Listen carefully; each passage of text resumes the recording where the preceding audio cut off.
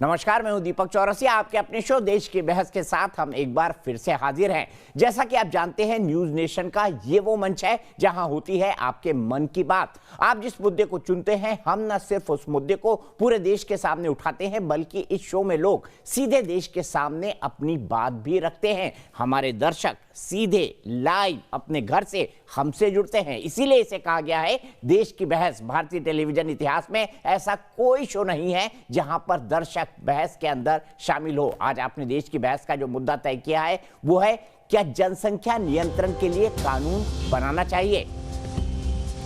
दो और विकल्प थे, लेकिन आपने इसे 60% वोट देकर आज की बहस का मुद्दा बनाया है। आज इसी पर होगी देश की बहस। इस चर्चा में मेरे साथ एक बड़ा पैनल भी शामिल होगा, साथ ही दर्शक भी जुड़ेंगे। बढ़ती आबादी अपने साथ समस्याओं और चुनौतियों का अंबार लेकर आती है। इसी की चिंता करते हुए याचिकाकर्ता अश्विनी उपाध्याय ने जहां सुप्रीम कोर्ट में याचिका दी, तो अब आज प्रधानमंत्री नरेंद्र मोदी को चिट्ठी लिखकर जनसंख्या नियंत्रण कानून बनाने के लिए जोरदार अपील की है। हालांकि देश में जब भी जनसंख्या नियंत्रण कानून की बात उठी, उसका रास्ता रोकने के लिए मजहबी दलीलें भी गढ़ी जाती रहीं। उधर यूपी की योगी सरकार पंचायत चुनाव से पहले बड़े बदलाव करने जा रही है। 2 से ज्यादा बच्चे वाले उम्मीदवारों के चुनाव लड़ने पर रोक लग सकती है। ऐसे में मांग उठने लगी है कि ऐसे कानून राष्ट्रीय स्तर पर बनने चाहिए। एक बार फिर देश में सशक्त जनसंख्या नियंत्रण कानून की मांग और मुहिम रफ्तार पकड़ चुकी है। आज देश की बहस में इसी मुद्दे पर बहस होगी कि क्या जनसंख्या नियंत्रण कानून बनाने का वक्त आ गया है। बम विस्फोट से भी खतरनाक जनसंख्या विस्फोट। देश सह रहा है जनसंख्या विस्फोट का बोझ। सख्त कानून बनाने की फिर उठी मांग। अब बने जनसंख्या नियंत्रण पर सख्त कानून।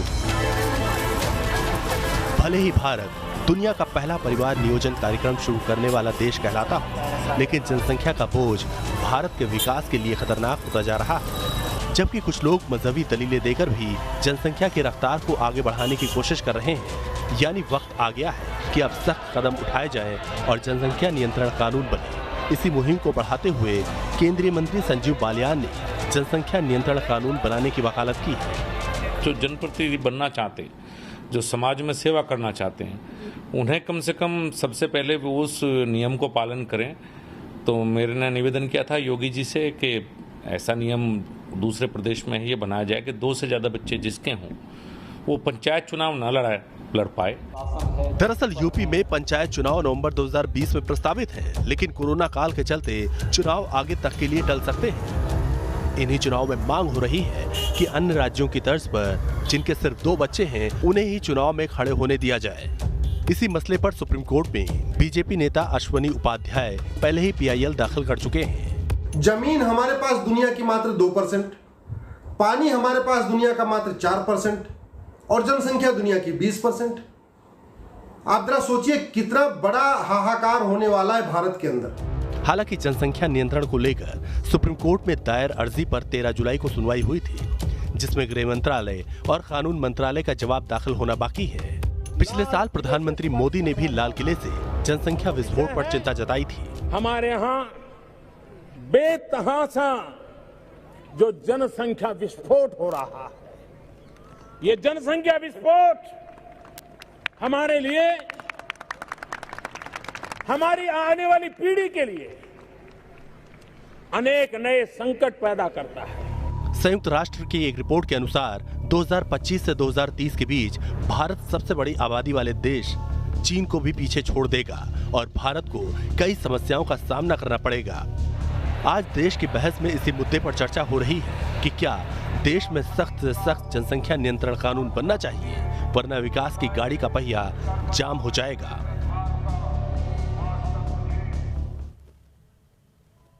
तो कोरोना काल में और महत्वपूर्ण हो गई है बहस। खाने के लिए मुंह बहुत हैं, बेरोजगारी है, बेरोजगारी का संकट भी बड़ा है और उसके लिए बेरोजगार हाथ भी बहुत है। लेकिन अगर हम इसी तरह से जनसंख्या बढ़ाते रहे तो आने वाले समय में हमारा क्या हाल होगा। एक अनुमान के मुताबिक हमारी 50% समस्याएं खत्म हो सकती हैं अगर हम जनसंख्या पर नियंत्रण करना सीख जाएं, जैसा चीन ने किया था। चीन एक ऐसा देश जिससे मैं हमेशा ये कहता हूं कि चीन हमारा दुश्मन नंबर 1 है, लेकिन दुश्मन भी अगर कोई अच्छा काम करे तो ये सीखना चाहिए। ये रामचरित रामचरितमानस में लिखा है, ये महाभारत में लिखा है। इसीलिए देश की बहस में हमारा आज का सवाल है, क्या जनसंख्या नियंत्रण कानून बनाने का वक्त आ गया है?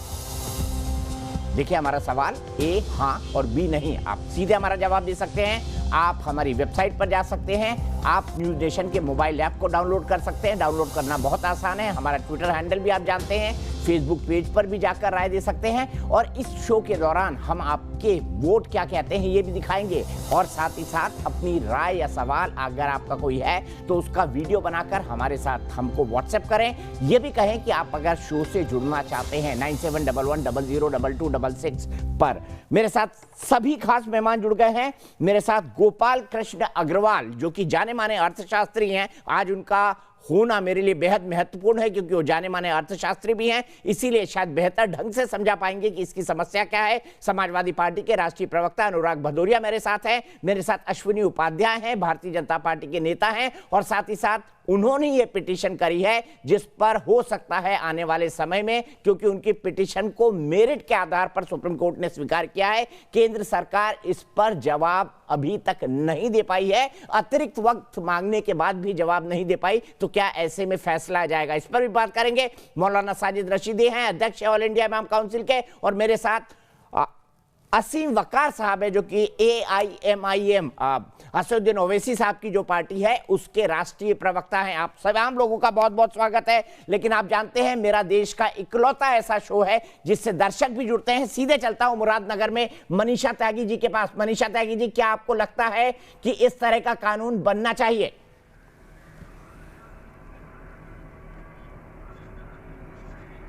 दीपक जी नमस्कार। मैं ये कहना चाहूँगी कि बिल्कुल भारत को इस समय जनसंख्या नियंत्रण कानून की आवश्यकता है। देखिए, जिस तेज़ी से, जिस रफ्तार से देश की जनसंख्या बढ़ रही है, उससे हमारे देश का कोई इंफ्रास्ट्रक्चर, कोई तंत्र, कोई GDP मैच नहीं कर रही है।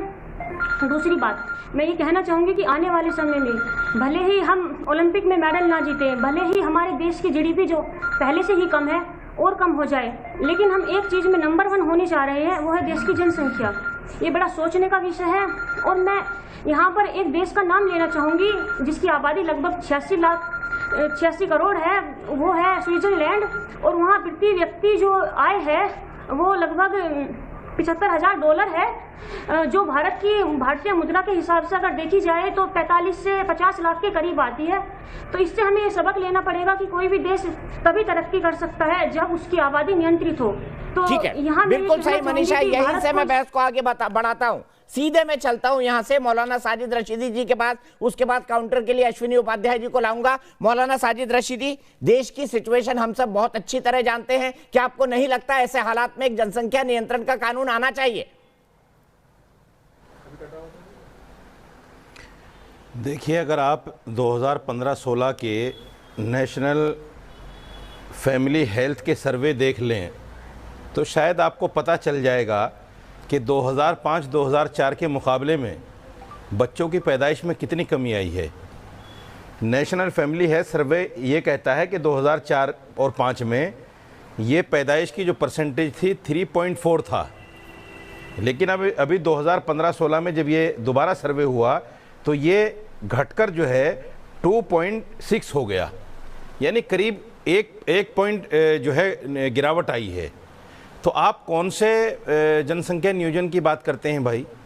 जो लोगों में तालीम आती जा रही है, सवाल है क्या कानून बनना चाहिए, हाँ या नहीं? बड़ा सीधा सवाल है, मैंने आपको तसल्ली से सुना। मेरे सवाल का जवाब दीजिए ना। मुझे पता नहीं आप कौन सी रिपोर्ट, कहाँ की रिपोर्ट कोट कर रहे हैं जिसमें आप 3.46 किसके मुकाबले 2.6 हो गया, किसके मुकाबले किससे क्या कंपेयर कर रहे हैं? मुझे पता नहीं, आप गन्ना और केला को कंपेयर कर रहे हो।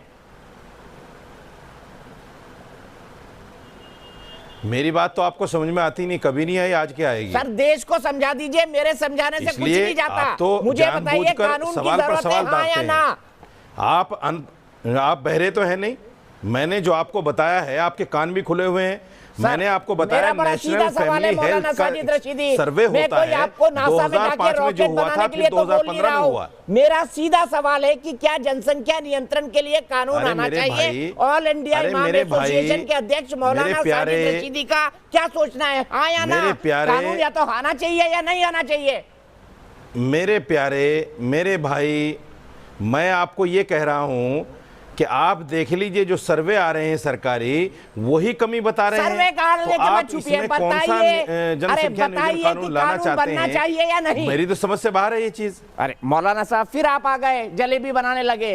क्यों जलेबी बनाते हैं? साहब बताइए ना, कानून आना चाहिए या नहीं? मैं जलेबी नहीं बना रहा हूं, मैं जलेबी नहीं बना रहा हूं। वैसे जलेबी बनाने के लिए भी मैं आपको सीधा सीधा बता रहा हूं कि जो लोग पढ़े लिखे हैं, जो लोग तालीम हासिल कर रहे हैं, वो खुद फैमिली प्लानिंग कर रहे हैं। इसमें कानून की जरूरत कहां से आ गई भाई? मतलब कानून की जरूरत नहीं है फैमिली प्लानिंग, मतलब जनसंख्या नियंत्रण के कानून की जरूरत नहीं है। मौलाना फैमिली प्लानिंग लोग खुद ही करते हैं। ये खुद मेरा अपना स्वार्थ नहीं है। यही ब्रेकिंग न्यूज है ना मौलाना साजिद रशीदी की, जनसंख्या नियंत्रण के कानून की जरूरत नहीं है। ये मेरा अपना ये मेरा अपना मानना है, मेरा अपना सोचना है कि आप इस पर कोई कानून मत ला दिए ट्रिपल तलाक की तरह।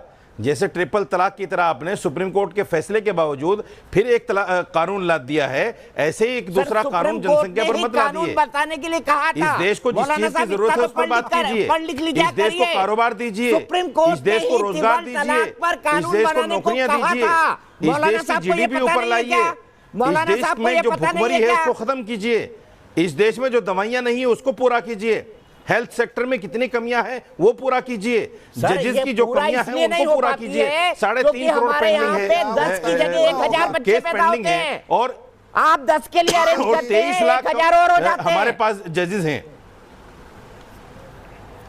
सर। अरे मेरे भाई, जो जरूरी है उन पर बहस कीजिए ना सर। ये जरूरी है, बहुत जरूरी है। कोई आपसे बच्चों के लिए खाने के लिए मांगने के लिए आता है क्या? क्या आप हमारे बच्चों को खाने के लिए दे दो? कौन मांगने आया है आपसे भाई?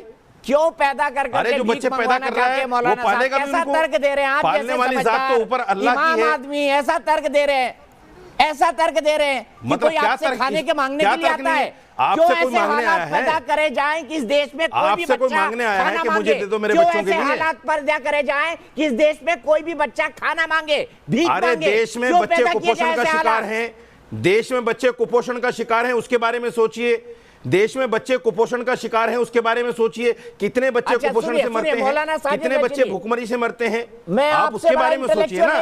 मैं आपसे बड़ा इंटेलेक्चुअल नहीं हूँ, मैं बहुत छोटे किस्म का पत्रकार हूँ। आप लोग तो कई बार कुछ भी बोल देते हैं, मैं आपको बताता हूं, मेरे भाई, आप तो सुप्रीम कोर्ट के जज से भी बड़े आदमी हैं। फैक्ट बता रहा हूं मैं आपको। आप तो सुप्रीम कोर्ट के जज से भी बड़े आदमी हैं। फैक्ट बता रहा हूं। आपका मुकाबला तो आज के वक्त में हो ही नहीं सकता। मैं जनता की अदालत जर्नलिज्म की तारीख में आपसे अच्छा जर्नलिस्ट नहीं है कोई भी। की काबिलियत नहीं है।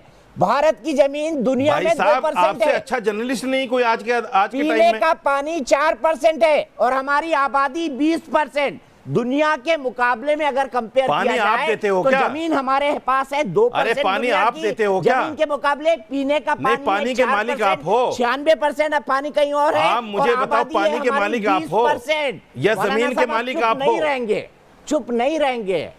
आज भी साबित हो गया कि आप उल्टा ही बोलते हैं। पानी के मालिक आप हो क्या? ये हवा जो चल रही है इसके मालिक आप हो क्या? ये सब ऊपर वाला देता है। ये मौलाना जितने इंसानों को पैदा करता है उनके लिए रोजी रोटी पहले उतार देता है। वहां पे कुदरती बिरयानी गिरती थी, यहाँ पे तो हमको बिरयानी बनाने के लिए पहले मसाला पीसना पड़ता है, फिर चिकन लाना पड़ता है, फिर चावल लाना पड़ता है और आप जैसे भूखों को नहीं मिलती थी, हमें तो मिलती थी। के बाद अश्विनी जी, मौलाना साहब के हिसाब से कानून नहीं थोपना चाहिए, क्यों थोपना चाहिए बता दीजिए इनको।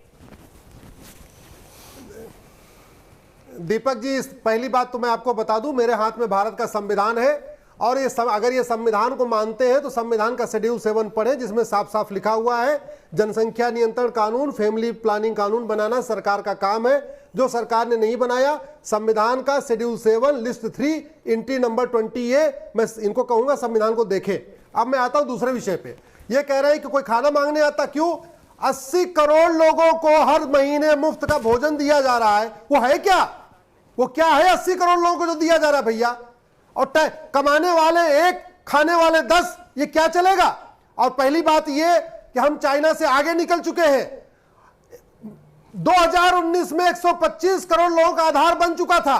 भारत का कोई ऐसा गांव नहीं है, कोई ऐसा मोहल्ला नहीं है जहां 100% आधार बना हुआ है। 20% लोगों के पास आज भी आधार नहीं है।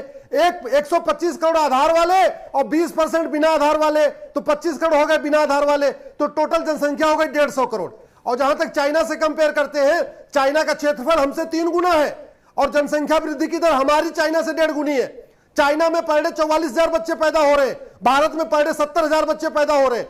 इसी लॉकडाउन में जो 22 मार्च के बाद लॉकडाउन शुरू हुआ, आज हम 1 सितंबर को बहस कर रहे हैं, 160 दिन हुआ है, 160 इंटू 70,000 पर डे, यानी 1.25 करोड़ बच्चे पैदा हो गए भारत में इसी लॉकडाउन में। इजराइल की जनसंख्या 90 लाख है और हमने 1.25 करोड़ पैदा कर दिए। इसका मतलब अगले 15-20 दिन के अंदर आपको तो बड़ा दुख हो रहा होगा। 1.5 गुना हम एक इजराइल पहले पैदा कर चुके हैं। प्लीज शांत रहिए, शांत रहिए, मैंने आपको डिस्टर्ब नहीं किया था, शांत रहिए। एक इजराइल हमने इसी लॉकडाउन में पैदा कर दिया। आपको तो बड़ा दुख हो रहा होगा कि भाई इतने बच्चे क्यों पैदा हो गए। अमेरिका में पैदा होते हैं पर डे 10,000 बच्चे। अरे सुन लो भैया, सुन लो प्लीज, प्लीज सुन लो मौलाना जी, आप केवल वही पढ़ते हो जो उसमें कुछ नहीं लिखा होता है। सुनिए, अमेरिका में पर डे 10,000 बच्चे पैदा होते हैं, अमेरिका का क्षेत्रफल हमसे 3 गुना है, भारत में पर डे 70,000, यानी अमेरिका का क्षेत्रफल भारत का 3 गुना और भारत में बच्चे पैदा हो रहे हैं अमेरिका के 7 गुना। कहां से आएगा रोटी, कहां से आएगा रोटी कपड़ा मकान? जब तक 2 करोड़ घर बनेगा तब तक 10 करोड़ बेघर और पैदा हो जाएंगे। जब तक 2 लेन की सड़क बनेगी 4 लेन का ट्रैफिक सड़क पे आ जाएगा। जब तक 1 हॉस्पिटल बनेगा तब तक 20 हॉस्पिटल के लोग और आ जाएंगे। कुपोषण का मूल कारण जनसंख्या विस्फोट, बेरोजगारी का मूल कारण जनसंख्या विस्फोट, गरीबी का मूल कारण जनसंख्या विस्फोट, अपराध का मूल कारण जनसंख्या विस्फोट। चलो आप गाजियाबाद, अलीगढ़, मुजफ्फरनगर, मेरठ, सहारनपुर सारे जेल में सर्वे कर लीजिए। मैं चलता हूं बेरोजगारी, कुपोषण और भुखमरी का जो असल मामला है उसको तो आप बता ही नहीं रहे हैं। आप झूठ बोल रहे हैं। ओ दाढ़ी बाबा, भुखमरी, बेरोजगारी, ये सबका सब आपके उल्टे सीधे कानून लाने से हो रहा है, उल्टी सीधी सरकार चलाने से हो रहा है। आप सरकार चला नहीं पा रहे हैं, जेल में आप हिंदुस्तान के नागरिकों को नहीं दे पा रहे हैं रोजगार, नहीं दे पा रहे हैं उनको नौकरियां, नहीं दे पा रहे हैं उनको कारोबार, नहीं दे पा रहे हैं उनको खाना पाना, नहीं दे पा रहे हैं। अनुराग भदौरिया, मौलाना साजिद साहब, आप जब भी बोला करें थोड़ा समझदारी से बोला करें। अनुराग भदौरिया जी 1 मिनट आपके पास और फिर मैं गोपाल भाई के पास जाऊंगा। अनुराग भाई का टाइमर चला दो क्योंकि अनुराग भाई नॉन स्टॉप बोलते हैं। अनुराग भाई बताइए क्या कानून बनना चाहिए? आपका 1 मिनट का टाइमर चल रहा है अभी। मुझे लगता है कि भारतीय जनता पार्टी जब सब तरह से फेल होने लगती है, उसे लगता है कि देश की अर्थव्यवस्था नहीं संभाल पा रही है, देश को रोजगार नहीं दे पा रही है, देश में कोरोना काल नहीं रोक पा रही है, तो जनता का ध्यान भटकाने के लिए एक शगुफा लेके आती है। 2014 में जब इलेक्शन लड़ रही थी भारतीय जनता पार्टी, तो उसको ये मुद्दा रखना चाहिए था ना कि हम देखो देश का विकास नहीं कर पाएंगे, देश की जनसंख्या ज्यादा है, जैसी मैं सरकार में आऊंगा पहले जनसंख्या कानून बनाऊंगा।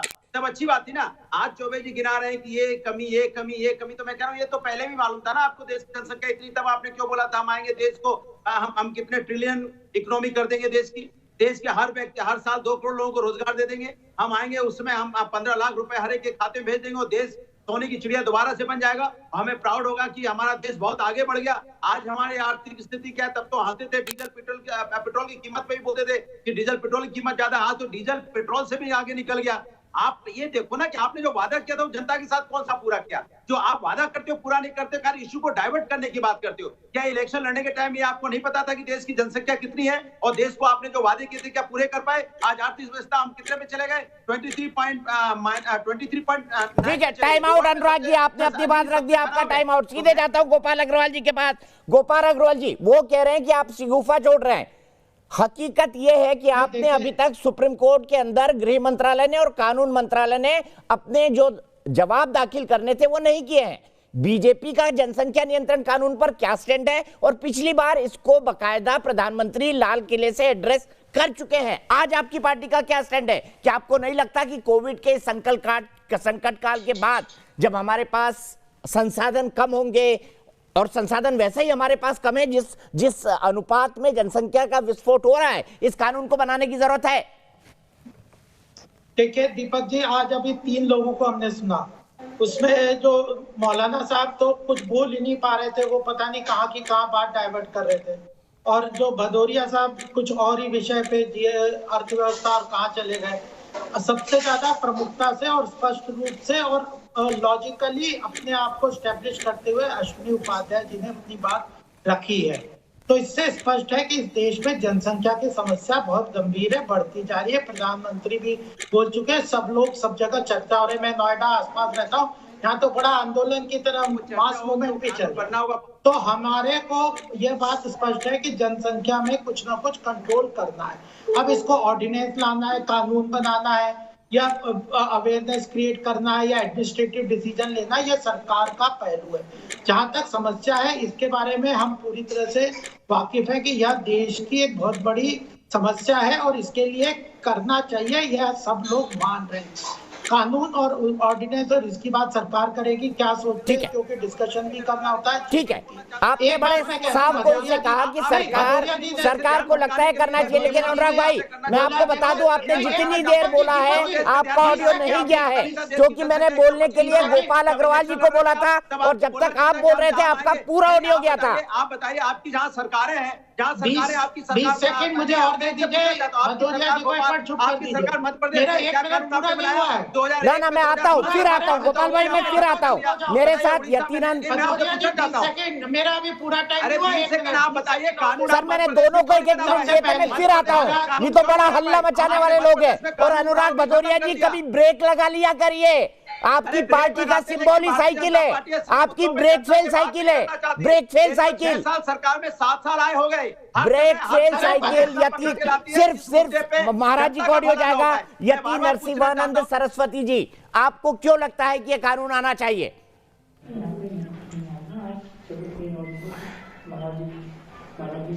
देखिए दीपक जी, मुझे तो बहुत पहले से ये लग रहा है, 22 साल से मैं लगातार चिल्ला रहा हूं कि भारत को कठोरतम जनसंख्या नियंत्रण कानून की जरूरत है। जिस तरह से चाइना ने कानून बनाया है, हमें उससे भी ज्यादा कठोर कानून की जरूरत है। ये भारत में फैलती हुई जो आबादी है, ये बहुत जल्दी इस देश को गृह युद्ध में झोंक देगी और ये देश सीरिया बन जाएगा, अफगानिस्तान बन जाएगा, इराक बन जाएगा, जहां केवल और केवल बम, गोले और हथियार होंगे।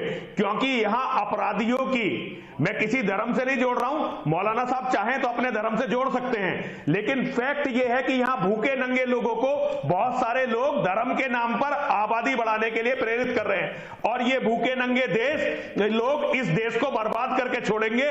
इसलिए मेरा सरकार से अनुरोध है कि जल्दी से जल्दी यहां चीन की तरह कठोर जनसंख्या नियंत्रण कानून बनाया जाए।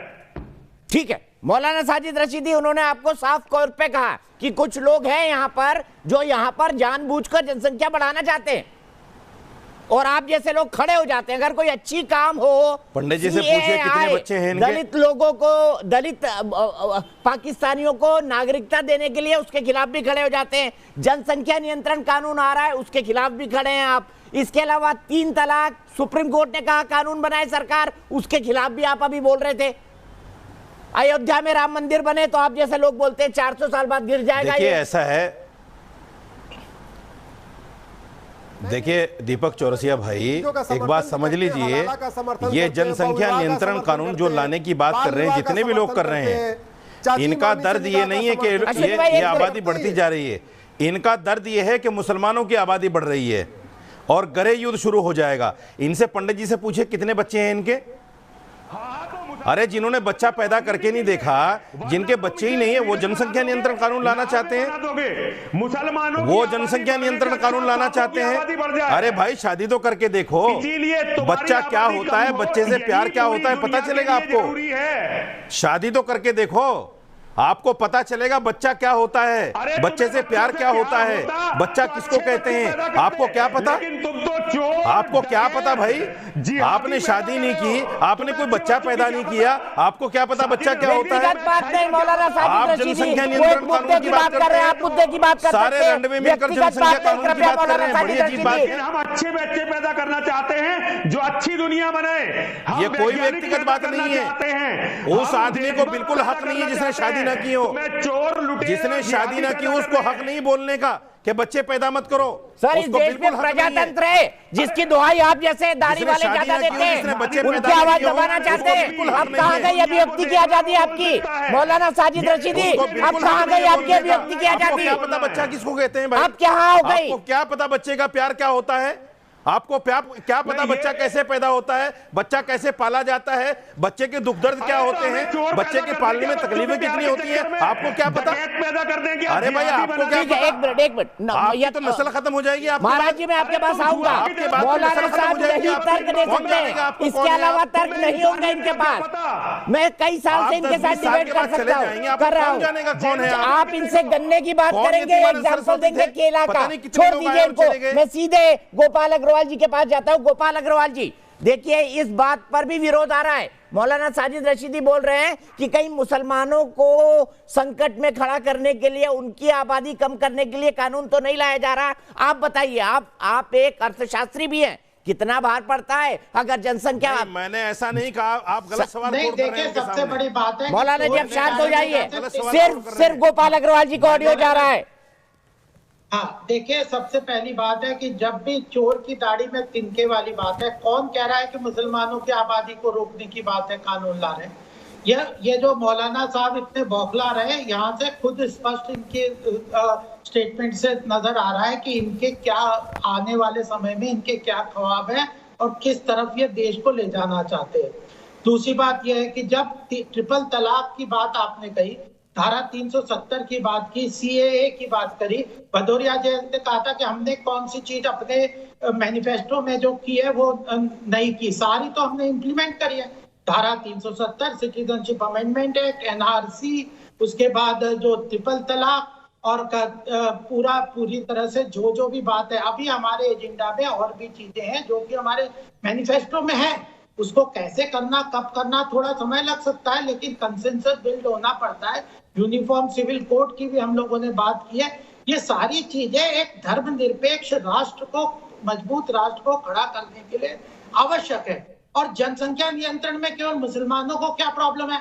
अगर सच्चर कमेटी की रिपोर्ट देखें तो वो क्या कह रहे हैं कि इनके जो पूरा मुस्लिम माइनॉरिटी है, उनके पूरी देश में हालत इतनी बुरी है। 60 साल कांग्रेस ने इनके और मौलाना जैसे नेताओं ने मुसलमानों के लिए कहा कि हम खड़े हैं, हम लड़ रहे हैं, हम तुम्हारे लिए कर रहे हैं। क्या करा? सच्चर कमेटी ने इनकी कच्चे चिट्टे खोल दिए। केवल राजनीतिक सत्ता अपनाने के लिए संख्या बढ़ाओ, चाहे इमिग्रेशन करवा लो, बाहर के लोगों को ले आओ, यही सब किया ना। तो इस तरह के देश नहीं चलता। देश में एक निष्पक्ष और धर्मनिरपेक्ष कानून चलता है, वो धर्म के आधार पे बदल नहीं सकते। जो धर्म के आधार पे ये नहीं चलेगा कि इस धर्म के लिए जनसंख्या कानून लाओ और उसके लिए कोई छूट दे दो। ठीक है गोपाल जी, आपने बिल्कुल पॉइंटेड बात कही। आगे मैं बताऊंगा कि संसाधनों पर कितना असर पड़ता है। मेरे एक सवाल का जवाब दे दीजिए आप। मौलाना साहब रुक जाइए, पूरी फुटेज आप दिखा जाएंगे। असीम बकार जी भी जुड़े हुए मेरे साथ, उनसे एक सवाल पूछ लो। मैं असीम भाई के पास जाऊं उससे पहले लल्लन मिश्रा के पास चलता हूं। रायगढ़ छत्तीसगढ़ में, उसी राज्य जहां पर मैं पैदा हुआ हूं, छत्तीसगढ़ के रायगढ़ से मेरे साथ लल्लन मिश्रा जी जुड़ चुके हैं। लल्लन मिश्रा जी बताइए, आपका क्या मानना है, कानून बनना चाहिए?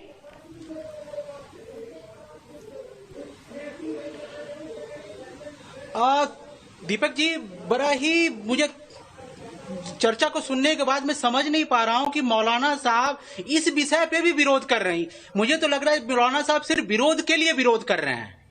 जनसंख्या नियंत्रण जैसे विषय पे, जिसपे कोई विवाद का विषय ही नहीं है, जिसको सभी लोगों को एक मत से जिसको कहना चाहिए कि वो कानून बनेगा, उस पे भी मौलाना साहब धर्म के आधार पे, जाति के आधार पे उसको करने के लिए उसको विरोध कर रहे हैं। दीपक जी, ये जनसंख्या नियंत्रण कानून बनने से आपकी ऑलमोस्ट काफी सारी समस्याएं सॉल्व हो जाएगी। आपका भूखमरी की समस्या, एजुकेशन की समस्या, आज की जितनी भी समस्याएं आप देख रहे हैं, क्वालिटी ऑफ लाइफ, सब कुछ आपकी सिर्फ इस जनसंख्या नियंत्रण से आपकी समस्याएं दूर हो जाएगी। बिल्कुल ठीक। अगली बार आप टीवी पे बात करें, अपने फोन को इतना ज्यादा मत हिलाएं। आपको ऐसा लग रहा था आपके घर में भूकंप आ रहा है। ध्यान रखिएगा मेरे भाई लल्लन मिश्रा। सीधे मैं चलता हूं असीम भाई के पास। असीम भाई, अच्छा हुआ आप हमसे फोन पे जुड़ गए, क्योंकि आपके साथ कनेक्टिविटी का इश्यू हो रहा था। मैं आपसे जानना चाह रहा हूं, क्या जनसंख्या नियंत्रण के लिए कानून बनना चाहिए, हाँ या ना? नहीं, तो ये बात आप खाली मुसलमानों से पूछ रहे हैं। हिंदुस्तान में खाली मुसलमान तो रहते हैं। सर मैं मुसलमानों से कहाँ पूछ रहा हूँ, मौलाना साहब भी बैठे हैं, अनुराग भदौरिया भी बैठे हैं, गोपाल भी बैठे हैं, यतीनंद भी बैठे हुए हैं, अनुराग हमारे जो उपाध्याय जी भी बैठे हुए हैं, देश के कई सारे दर्शक जुड़े हुए हैं, जिसमें मनीषा त्यागी हैं, अभिनव श्रीवास्तव हैं, भावेश कुमार हैं, लल्लन मिश्रा हैं, आप हैं। मौलाना साजिद रशीदी है, हर धर्म, हर समुदाय, हर जाति के लोग हैं असीम वकार साहब इस बहस के अंदर। इसमें कौन है? सिख नहीं दिख रहा मुझे क्रिश्चियन नहीं दिख रहे, मुझे बौद्ध नहीं दिख रहे। असीम जी, मैं तो बड़ा सिंपल सा सवाल पूछ रहा हूँ। जो आप अभी सुनिए सर, वो जो अभी आप चला रहे थे, एक आंकड़ा चला रहे थे बिहार में,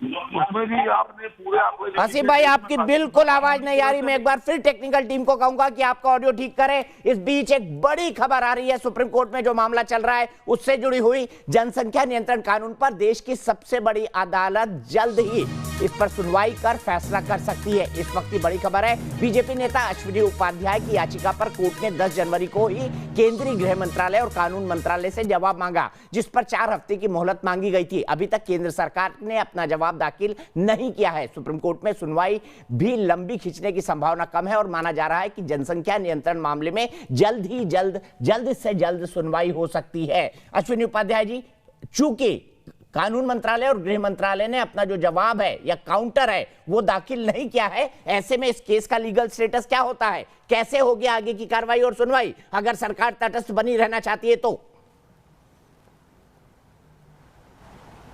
दीपक जी, जैसे हम लोग कहते हैं ना मौनम स्वीकार लक्षणम, तो ऐसे हमारे जस्टिस सिस्टम में, जुडिशियल सिस्टम में एक डॉक्ट्रिन है, उसको बोलते हैं साइलेंस इज एक्सेप्टेंस। अगर आप जो हमारा पार्टी है जिसको हमने पार्टी बनाया, अगर वो साइलेंट है, इसका ये मान के चलते हैं कि इसका मतलब हमारी जो प्रेयर है वो उस पर एग्री कर रहा, सहमत है।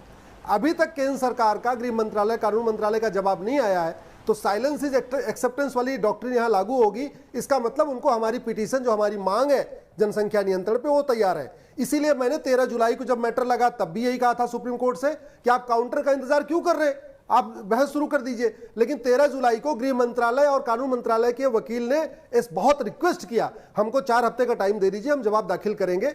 इसके बाद 14 अगस्त को सुनवाई लगा हुआ था, जवाब नहीं आएगा।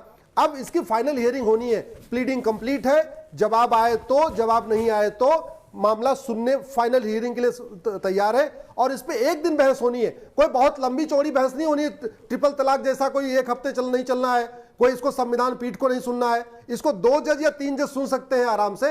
हमने जो बेसिक डॉक्ट्रिन यही लिया है। आर्टिकल 14 कहता है सब लोग बराबर है, ये बराबरी वाला कॉन्सेप्ट आ ही नहीं सकता जब तक जनसंख्या नियंत्रण नहीं होगा।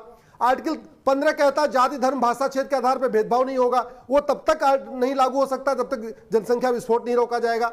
आर्टिकल 16 कहता है सबको समान अवसर मिलेगा, वो सबको समान अवसर तब तक नहीं मिल सकता जब तक जनसंख्या विस्फोट नहीं रोका जाएगा। आर्टिकल 21 कहता है सबको शुद्ध हवा देना, सबको शुद्ध पानी देना, सबको भोजन देना, ये बेसिक जो नीड है ये पूरी करना सरकार की जिम्मेदारी है, वो तब तक नहीं हो सकता जब तक जनसंख्या विस्फोट नहीं रोका जाएगा।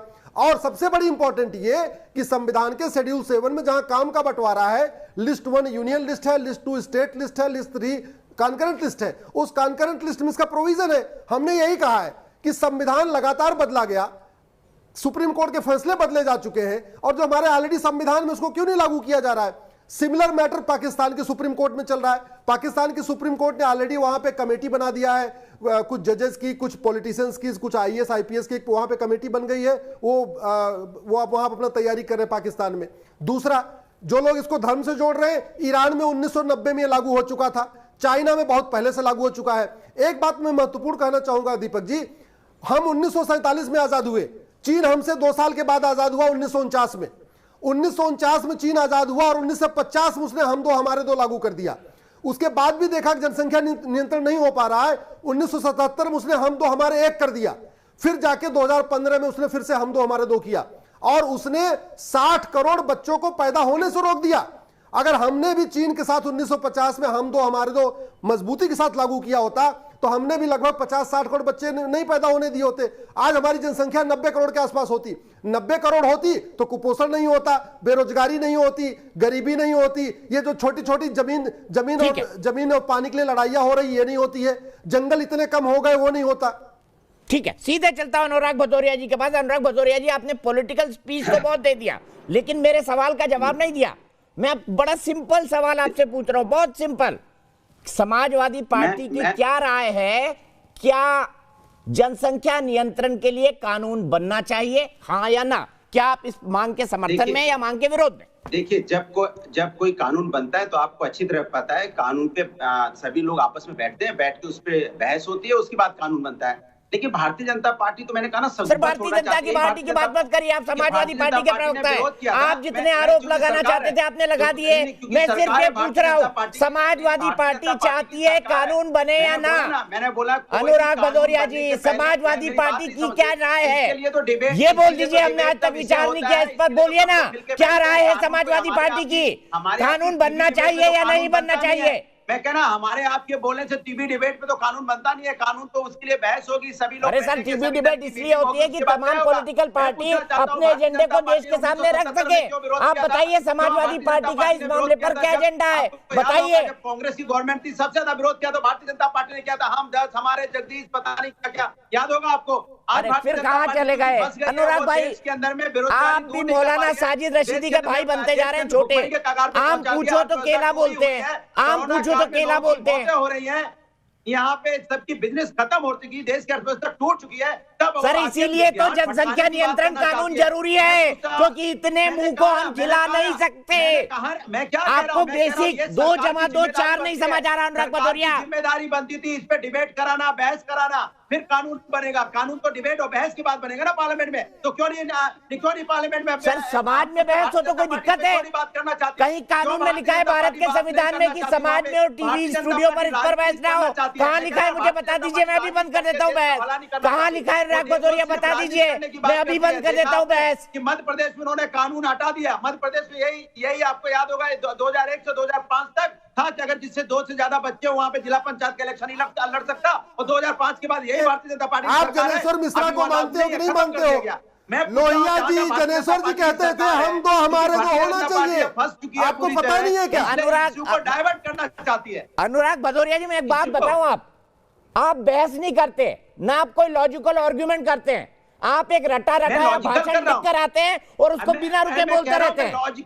अरे मैं तो कह रहा हूँ, मैं तो लॉजिक। मैंने आपसे सीधा सवाल पूछा, कानून बनना चाहिए हाँ या नहीं? जवाब दे दीजिए आप अपना। अगर सरकार की मंशा होगी, सरकार चाहेगी तो क्या नहीं हो सकता, मैं बता रहा हूँ आपसे। अरे मैं आपकी पार्टी की राय जान रहा हूँ, बीजेपी की मंशा तो मैं जान होगा। समाजवादी पार्टी की क्या राय है इस पर? समाजवादी पार्टी की क्या राय है? ये तो मैं डिक्लेयर करता हूँ कि समाजवादी पार्टी ब्रेकिंग न्यूज चलाता हूँ। समाजवादी पार्टी इस मुद्दे पर खामोश है। मैं पूछता हूँ, सरकार क्यों नहीं बहस कराना चाहती इस पे? सर ये बहस समाज पे हम तो करा रहे हैं ना। क्यों नहीं सरकार ने बहस कराई इस पे? क्यों नहीं कराई? क्योंकि सरकार फेल हो चुकी है। आप हमारा ध्यान डाइवर्ट करवाना चाहते हैं। चलिए कोई बात नहीं, आप अगली बार अनुराग भदौरिया साइकिल से संसद जाएंगे और प्रधानमंत्री की कुर्सी पर बैठेंगे। अनुराग भदौरिया जी, मेरी शुभकामनाएं आपको। आप साइकिल से संसद तक जाएं और प्रधानमंत्री की कुर्सी पर बैठे। अखिलेश को भी धक्का दे दे, सीधे चलते हो स्वामी जी के पास। 99 बेरोजगार है, ये हालत है उत्तर प्रदेश की आज की डेट में। और देश की हालत ये है, हर गाँव में लोग बेरोजगार है। जिम्मेदारी सरकार की थी, सरकार ने वादा किया था हम आएंगे सबको रोजगार देंगे। कसम से अनुराग भाई, इसके बाद आपसे एक भी सवाल नहीं पूछूंगा। हाँ या ना बोल दो भैया। हाँ या नहीं बोल रहे हैं? मैं कह रहा हूँ डिबेट का विषय हाँ या ना कर दो ना। ये सरकार का विषय है, ये डिबेट का विषय है, पार्लियामेंट में बिल लेके आए ना। अरे पूरे देश का विषय है तो क्या समाजवादी पार्टी का विषय नहीं है ये?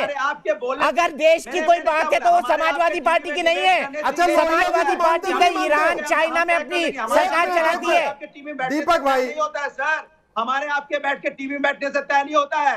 दीपक भाई, लोहिया जी को मानते हैं कि नहीं मानते? सरकार अपनी। अरे लोहिया जी को आप मानते हो कि नहीं मानते? मैंने मतलब 30 साल के अपने पत्रकारिता करियर में पहली बार एक डिबेट के दौरान अपने सर पे हाथ रखा है। पहली बार एक डिबेट के दौरान अपने सर पे हाथ रखा है। सरकार ने आप तक बताया, सरकार क्यों नहीं पार्लियामेंट के अंदर में करवाना चाहती? सरकार क्यों नहीं जवाब दाखिल करती? क्योंकि सरकार को करना कुछ नहीं है, वो सिर्फ इश्यू को, मैंने कहा ना, सबको छोड़ना है, अपना ध्यान डाइवर्ट करना है, उसको कुछ नहीं देश का भला करना। अच्छा एक बात बताइए, मेरे एक सवाल का जवाब दीजिए। मोदी सरकार ने 370 हटाया, वादा किया था कई सालों से 370 हटाया, इसका जवाब दीजिए, हटाया कि नहीं हटाया? मैं आपसे पूछ रहा हूँ, भारतीय जनता पार्टी ने वादा किया, भारतीय जनता पार्टी अरे हटाया कि नहीं हटाया? इसमें कोई रॉकेट साइंस है क्या? नासा में जाना पड़ेगा इसको पढ़ने के लिए? हाँ या ना? हटाया कि नहीं हटाया? मैं कहता है भारतीय जनता पार्टी ने बोला था कि हम 2 करोड़ रोजगार देंगे, बोलो हाँ या ना, दिया कि नहीं?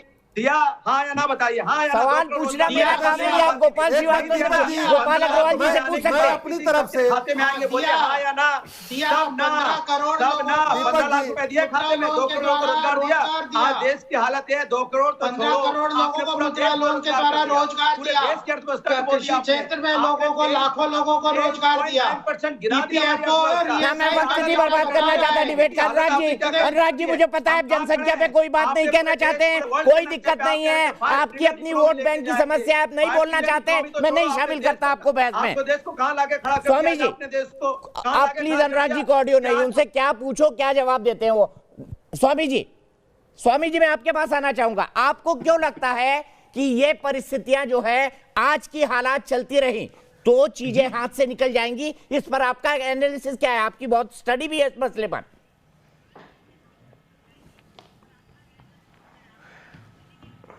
देखिए, एक आपको पूरी दुनिया का इतिहास देखना पड़ेगा दीपक जी। एक बार दुनिया में जिस देश की भी आबादी, मुस्लिम आबादी 30% आधिकारिक रूप से हो गई। देखिए, हम अपवाद नहीं हो सकते क्योंकि गणित में अपवाद नहीं होते। आप उस देश को देखेंगे कि अगले 50 सालों में वहां मुसलमानों ने लोकतंत्र को खत्म कर दिया, वहां दूसरी जातियों को खत्म कर दिया और वहां को सीरिया, अफगानिस्तान बना दिया। मैं ये नहीं चाहता कि भारत देश भी सीरिया और अफगानिस्तान बने।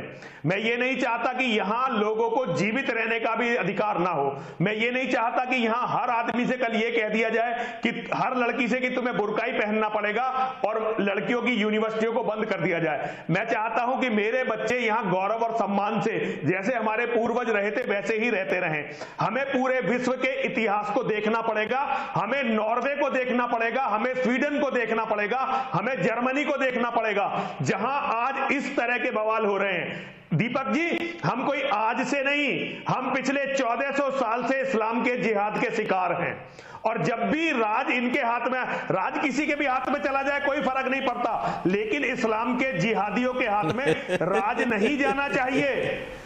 किसी भी दूसरे, सब लोग दुनिया में आज सहअस्तित्व में विश्वास करते हैं, लेकिन केवल इस्लाम के जिहादी हैं जो किसी भी कीमत पर सहअस्तित्व में विश्वास नहीं रखते हैं। ठीक है, मैं सीधे असीम वकार जी के पास चलता हूं। असीम वकार जी, आपका भी दल बड़ा दल है, AIM इतनी बड़ी संख्या की नुमाइंदगी करता है। आपसे एक सवाल का जवाब जानना चाहता हूं, क्या देश में जनसंख्या नियंत्रण को लेकर कानून बनना चाहिए या नहीं? असीम वकार जी।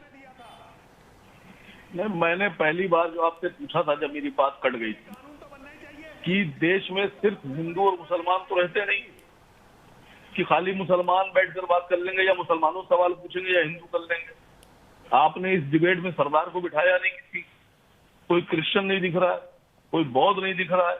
फिर उन्होंने कभी आपत्ति नहीं की, चूंकि मुसलमान संगठनों, मुस्लिम वोट बैंक वाली पार्टियों ने आपत्ति की इसलिए बिठाया, क्योंकि वो तो यूनिफॉर्म सिविल कोड भी मानने को तैयार है, उनको कोई दिक्कत नहीं है। ना जैनियों को दिक्कत है, ना बौद्ध को दिक्कत है, ना ईसाई को दिक्कत है, ना क्रिश्चियन को दिक्कत है, ना पारसी को दिक्कत है।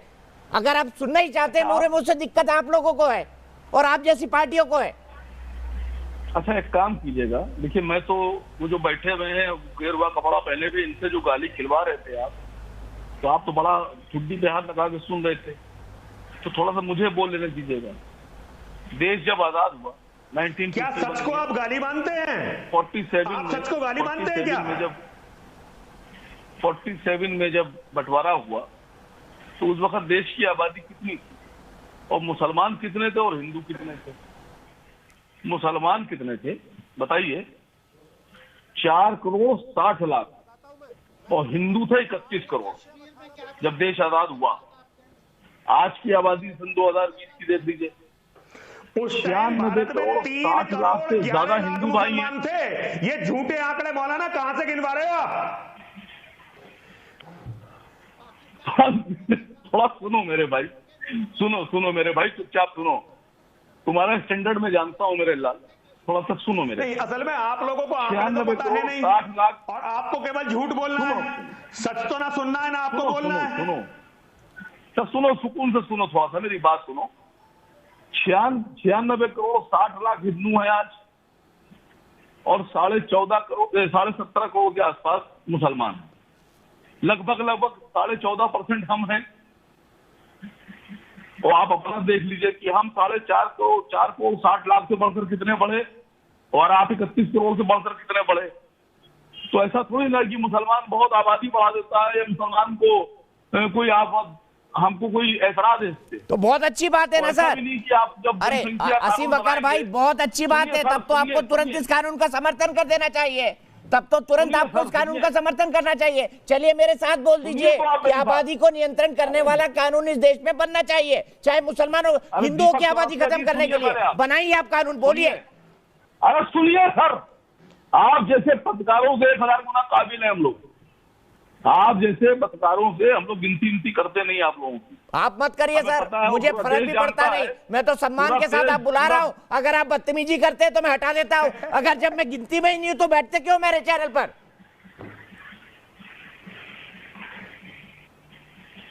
अब आप गिनती में होगा इसीलिए तो बैठ रहे हो ना। ये फ्रॉड आदमी है, इनके पास आंकड़े नहीं है।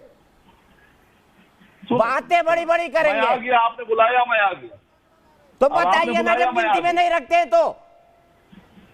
नहीं, मैं तो आपको बोल रहा हूँ, अब आप भी मिलते लगे जा रहे तो मैं क्या करूँ सर? ना ना ना ना, ये देखिए असीम वकार जी, ये देश हर किसी की हैसियत जानता है, हर किसी को औकात जानता है। अब मेरा मुंह मत खुलवाइए आप। नहीं, आप खोल दीजिए मुंह, खोलिए मुंह, खोलिए मुंह, खोलिए। मेरी 30 साल की पत्रकारिता इस देश ने भी देखी है और हर उस मुश्किल जगह से देखी है जहां से यह देश देखना चाहता था। जरा YouTube पे मेरा इतिहास पढ़ लीजिएगा और असीम वकार को हटाइए। आज के बाद मेरे चैनल पे कमेटी बैठेगा, हटाइए इसको। मेरी पिद्दी पार्टी और पिद्दी का शोरबा। भावेश, सीधे में चलता हूं। भावेश कुमार पांडे बस्ती से मेरे साथ जुड़ गए हैं। भावेश जी बताइए, आपका क्या मानना है? क्या जनसंख्या नियंत्रण के लिए कानून बनना चाहिए?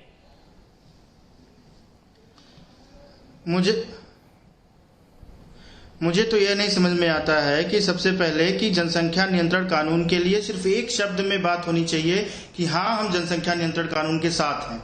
यही एक बात ही होनी चाहिए। लोगों को अपने पॉलिटिकल मुद्दों को लेकर के और एक दूसरे के आंकड़े गिनाने से फुर्सत ही नहीं है। एक दूसरे को आपको बता दिया कि आप बचपन से मैंने आपको देखता आया हूं कि आप किस तरीके से पत्रकारिता कर रहे हैं। और दूसरी चीज, जितने जो देश के स्वास्थ्य के बारे में चिंता करेगा, जो देश की शिक्षा के बारे में चिंता करेगा, जो देश में युवाओं के रोजगार के बारे में चिंता करेगा, वो जनसंख्या नियंत्रण कानून के साथ होगा। जो देश के साथ होगा वही, जो जनसंख्या नियंत्रण कानून के साथ होगा वही देश के साथ होगा। आज देश को जनसंख्या नियंत्रण कानून की अति आवश्यकता है। चाहे एडमिशंस को ले लीजिए, अस्पताल में भर्तियों को ले लीजिए, चाहे बीमार लोगों को देख लीजिए। आज कोरोना से हम लड़ाई लड़ रहे हैं। ये लड़ाई और कितनी आसान हो गई होती अगर ये जनसंख्या हमारी और थोड़ी कम होती। 130 करोड़ पर पहुंचने के बावजूद भी आज हमारे बीच में हम एक मत नहीं हो पा रहे हैं कुछ राजनीतिक लोगों की वजह से कि जनसंख्या नियंत्रण कानून आज देश की आवश्यकता है। और हम सभी लोगों को इसके लिए एक स्वर में बोलना चाहिए कि हाँ, जनसंख्या नियंत्रण कानून आना चाहिए। ठीक है, एक क्विक कमेंट में चाहूंगा मौलाना साजिद रशीदी से।